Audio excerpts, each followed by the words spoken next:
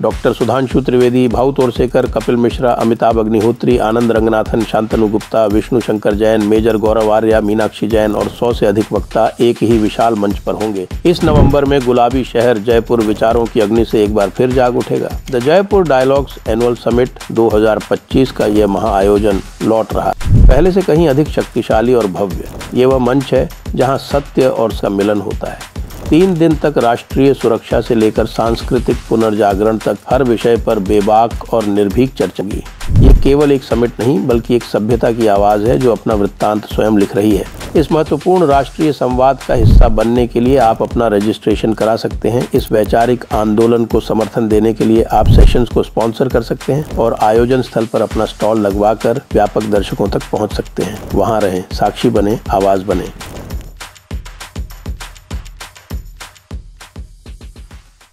नमस्ते। आप सभी से अनुरोध है कि कृपया हमारे चैनल को सब्सक्राइब करें, वीडियो को लाइक अवश्य करें।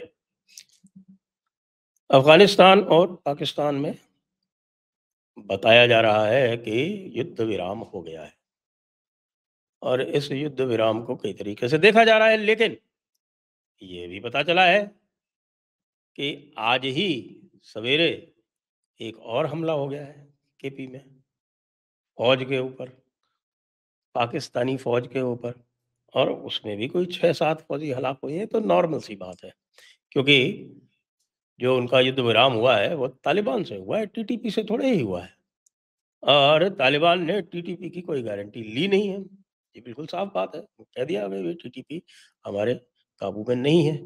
दूसरी तरफ एक बड़ा खतरा पाकिस्तान के ऊपर आ गया है और वो खतरा इतना बड़ा है कि मुल्ला मुनीर को बाहर आके और भारत को धमकी देनी पड़ती है कि भाई भारत का जो है वो अडानी और अंबानी की पोर्ट और रिफाइनरी और न्यूक्लियर आर्सेनल का उपयोग ये सब होगा।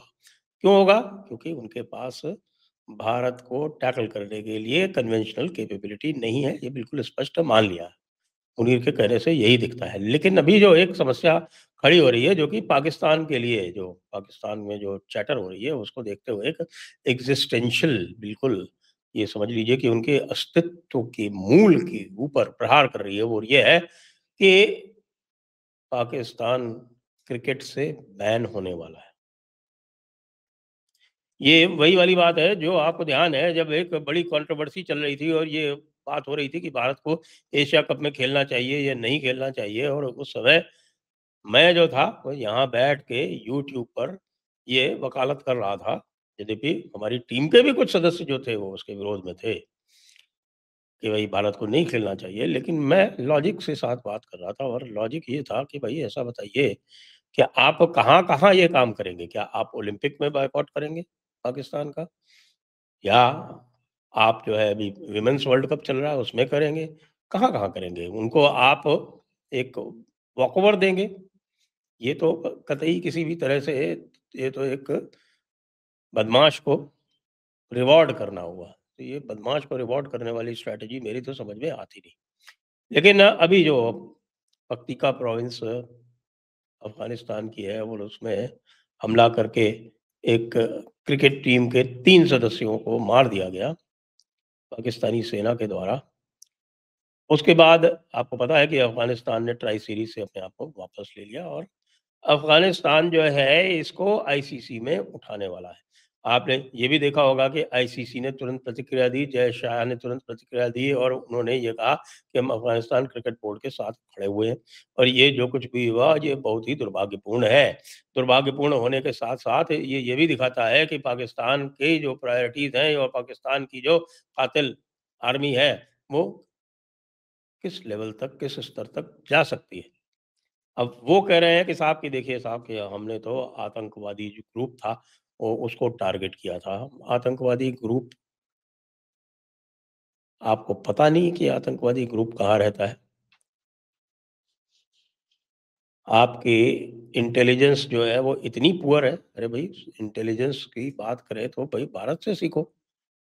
भारत के पास तो इतनी इंटेलिजेंस थी, उनको ये तक पता था कि तुम्हारे कौन से अफ़सर कहाँ बैठे हुए हैं। उनको ये तक पता था कि तुम्हारा मरियम मंकर कहाँ है और ये मरियम बंकर, जहाँ तक मरियम बंकर की बात है जिसमें छुपा हुआ था ये आपका मुनीर, उसके बारे में तो हमारे यूट्यूबर्स तक को पता है। कल ही हमने डिस्कस किया है यहाँ जयपुर डायलॉग्स पर। और पाकिस्तान आर्मी को ये नहीं पता चला कि वो किसको टारगेट कर रही है। दिन में क्रिकेट खेलकर लौट रही लड़कों के ऊपर उन्होंने मिसाइल चला दी।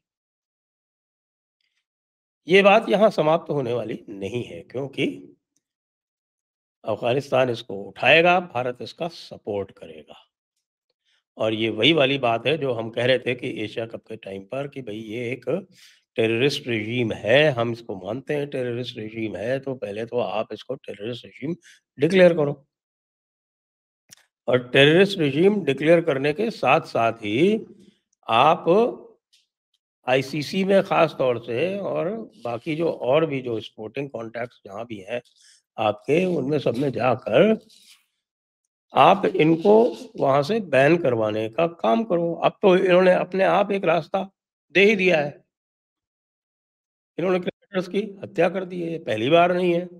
इनके यहाँ के आतंकवादियों ने जो श्रीलंका की टीम थी उसके ऊपर भी हमला किया था। तो इसलिए अब एक बड़ा एक कदम उठाया जाना चाहिए और उस बड़े कदम में अफ़गानिस्तान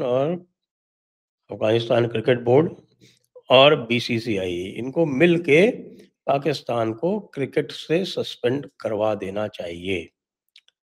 अच्छा, क्रिकेट सस्पेंड करने से क्या हो जाएगा? आप लोग कहेंगे कि भई ये क्या है? ये जो चल रहा है इससे इसमें क्रिकेट कहाँ से आ गया है? ये क्रिकेट की क्या रेलेवेंस है इसमें? बहुत बड़ी रेलेवेंस है। बहुत बड़ी रेलेवेंस है, क्योंकि पाकिस्तान में जो एकमात्र डाइवर्शन है, वो क्रिकेट है। भले ही वो क्रिकेट टीम उनकी अच्छा ना कर रही हो, भले ही उनके यहाँ क्रिकेट टीम ने सालों से, मेरे ख़्याल से 2017 में एक चैंपियंस ट्रॉफ़ी उन्होंने जीती थी। उसके बाद से 8 साल हो गए हैं, कुछ भी नहीं जीता है।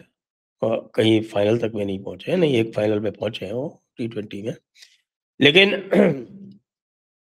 एक बहुत बड़ा इमोशनल सपोर्ट है पाकिस्तान की पब्लिक के लिए। अच्छा, वो इमोशनल सपोर्ट एक तरफ से तो जब इन्होंने टीएलपी के ऊपर कार्रवाई कर दी, टीएलपी वालों को, हज़ारे को पहुँचा दिया, जन्नत या जहन्नुम जो भी है। उसके बाद से पब्लिक सपोर्ट जो है वो वैसे भी कम हो रही है और पब्लिक के पास जो एकमात्र डाइवर्शन है क्रिकेट, वो भी यदि समाप्त हो जाता है तो आप ये समझ लीजिए कि पब्लिक पूरी तरह से इस फ़ौज के खिलाफ जाने वाली है। और पब्लिक जब पूरी तरह से फ़ौज के खिलाफ जाती है तो आप ये देखिए कि दूसरे जर्नैल जो बैठे हुए हैं ना, वो इसी ताक में रहते हैं कि किसी तरह से इस आसिम मुनीर को निपटाया जाए। आसिम मुनीर आपको पता है, मैं कई बार बता चुका हूँ, एक्सटेंशन की तलाश में लगा हुआ है, एक्सटेंशन की तलाश में लगा हुआ है, इसीलिए वो बार-बार कोशिश कर रहा है कि किसी भी तरह से युद्ध की स्थिति बनी रहे, चाहे अफ़गानिस्तान से बनी रहे, चाहे भारत से बनी रहे। कोई युद्ध की स्थिति बनी रहेगी तो फिर जो एस्टेब्लिशमेंट है वो भी ये सोचेगा कि भई इसको कंटिन्यूटी आर्मी को चाहिए, इसको क कंटिन्यू रहने दिया जाए, नहीं तो दिक्कत आ जाएगी। हालाँकि जो मेरे समाचार हैं, जो मेरे पास सूचनाएँ हैं, वो ये है कि आर्मी के लगभग सारे जो जर्नैल हैं इनके, वो आसिम मुनीर के खिलाफ हैं। इसीलिए आसिम मुनीर कई दिनों तक बीच में गायब था। और जब ये बात फैलने लगी कि भई ये इसको लगता है कि जर्नैलों ने क़ैद कर दिया है, तब जाके वो बाहर आया ये दिखाने के लिए कि नहीं वो क़ैद नहीं है। लेकिन ये बात बिल्कुल सही है कि वो जर्नैलों से डर के ही अंदर छुपा हुआ था कि भई हमको कहीं कोई वाक़ई डिटेन ना कर ले, क्योंकि फ़ौज में और जो इसके सेकंड इन कमांड और उसके नीचे जो लोग हैं, वो पूरी तरह से इसके खिलाफ बैठे हुए हैं। कि भई एक तो 5 साल की इसने अपनी टेन्योर करवा ली है।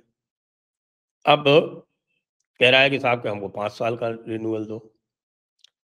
जो लोग इसके एक्सटेंशन की बात कर रहे हैं, वो कह रहे हैं कि साहब एक्सटेंशन मैक्सिमम होगा तो 2 साल का होगा, वगैरह-वगैरह सारी बातें चल रही हैं। भारी कन्फ्यूजन का माहौल है। ऐसे में इसको किसी भी तरह से कोई फ़ौज वाला जो है वो कंसेशन दिया देना चाहता नहीं है। इसीलिए ये आके बड़ी-बड़ी बातें कर रहा है। भारत की तैयारी पूरी है। भारत की तैयारी पूरी है और इतनी पूरी है कि कैसे क्या होगा, आज आप अवश्य देखें, आज हमारा एक कार्यक्रम होगा group captain Augustine Vinod ji के साथ में, और वो बताएँगे कि एग्ज़ैक्टली कि ऑपरेशन सिंदूर 2.0 में पाकिस्तान का क्या हश्र होगा। पाकिस्तान को अपना हश्र पता है, इसीलिए वो ट्रंप के अंडकोश से चिपका बैठा हुआ है। लेकिन ट्रंप के अंडकोश से वो कितना भी चिपका रहे, ट्रंप बचा नहीं सकता। कोई हरकत यदि इस तरह की करेगा कोई भी, तो वो पूरी तरह से पिटेगा। वैसे भी पिटा हुआ है, आप ये देखिए कि इंडस वैली ट्रीटी जो इंडस वाटर्स ट्रीटी जो भारत ने निलंबित कर दी, उसके बारे में आजकल कोई बात नहीं करता। क्योंकि आपको याद होगा कि जब हमने ऑप सिंदूर के बारे में बात की थी, तो ये कहा था कि भई ऑप सिंदूर ने और कुछ किया हो या ना किया हो, जो भी है वो सामने दिख रहा है, जो डिस्ट्रक्शन किया आज, जो पिटाई की, वो सब ठीक है। लेकिन जो सबसे बड़ी बात हुई है ऑप सिंदूर के साथ-साथ, और जो सबसे बड़ा गेन है, जो इन्होंने पहलगाम में किया, उसके प्रतिक्रिया में जो सबसे बड़ा गेन है, वो ये है कि Indus waters treaty permanently suspend हो गई, परमानेंटली सस्पेंड हो गई। और अब जम्मू-कश्मीर में सावलकोट में जो एक नया बाँध बनने वाला है, जो पिछले 40 साल से अटका हुआ है, वो भी क्लियर हो गया। सावलकोट में बाँध बनने के बाद में और जो भी बाँध बनने हैं, उनके रिज़र्वॉयर्स बन जाएँगे, पानी के डाइवर्शन के जो और तरीक़े हैं, वो हो जाएँगे। तो उसके बाद फिर इसके पास कुछ बचने का नहीं है, डाइवर्शन होना है चेनाब से रावी के बीच में। कई लोग कह रहे हैं कि वो झेलम से और ब्यास में हो सकता है। झेलम से ब्यास तो हो ही नहीं सकता, जो भी कहते हैं कि झेलम से ब्यास में पानी का डाइवर्शन हो सकता है, उन्होंने कभी जो है वो अ, नक्शा उठा के नहीं देखा है। ऐसा नहीं लगता कि उन्होंने कभी मैप पर ध्यान दिया हो। मैप में यदि ध्यान देंगे तो यही पता चलेगा कि जो भी पानी का जो ट्रांसफ़र होगा, जो भी इंटर बेसिन ट्रांसफ़र होगा, वो चेनाब और रावी के बीच में होगा और वो तय हो गया है। तो अब